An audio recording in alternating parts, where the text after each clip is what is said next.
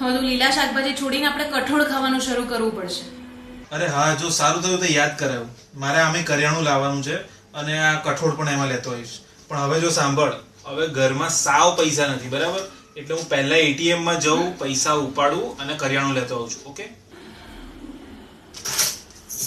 ઉભા રહો.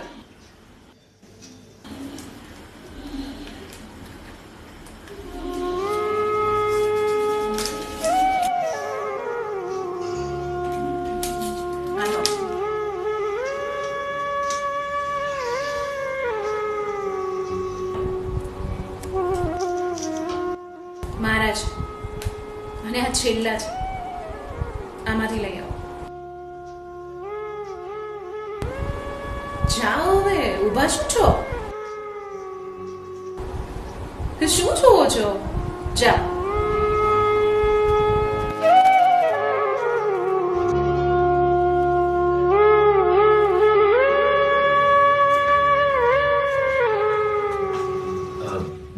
બેટા, હા પપ્પા.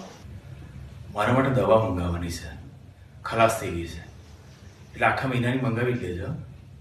હા હા, મંગાવવાની શું કામ પપ્પા, હું પોતે જ લેતો આવું ને. અરે દીપા સાંભળ, હું એટીએમ માંથી પૈસા ઉપાડી અને પપ્પાની દવા લેતો આવું છું. બીજું કઈ લાવવાનું છે? એક મિનિટ ઊભા રહો.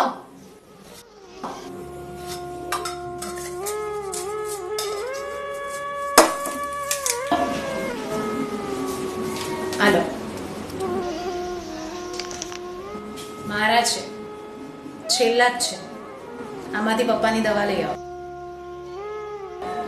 અને હા, વળતા કીડા અને સફરજન લાવવાનું ના ભૂલતા.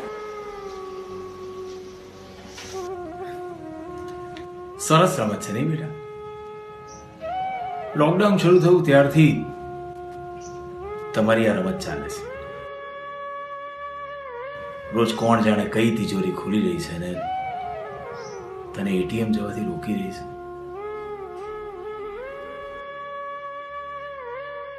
પૈસા મારા છે, બસ આટલા જ છે એમ કઈ કહીને બહુ તને પૈસા આપી રહી છે. જોઈ, વારંવારના તારા મેણા ટોણા વચ્ચે પણ એણે કરેલી બચતની અસર જોઈ. જા, હવે દવા લઈ આવો.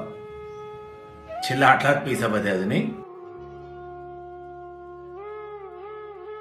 ભારતની બેટી, ભારતના સંસ્કાર આજે સમજમાં આવ્યા. ભારતીય સ્ત્રીઓ, ગૃહિણીઓ, બહેનો, દીકરીઓ આ બધાએ ઘર ખર્ચમાંથી સદૈવ થોડાક પૈસા બાજુમાં રાખી અને તિજોરીમાં સાચવીને મૂકી દીધા. અને આજે એ તિજોરી કામ આવી રહી છે. અને એટલે જ આ લોકડાઉન સફળ થઈ રહ્યું છે. યા દેવી સર્વભૂતેષુ ગૃહલક્ષ્મી રૂપેણ સંસ્થિતા નમસ્તસ્યે નમસ્તસ્યે નમસ્તસ્યે નમો નમઃ.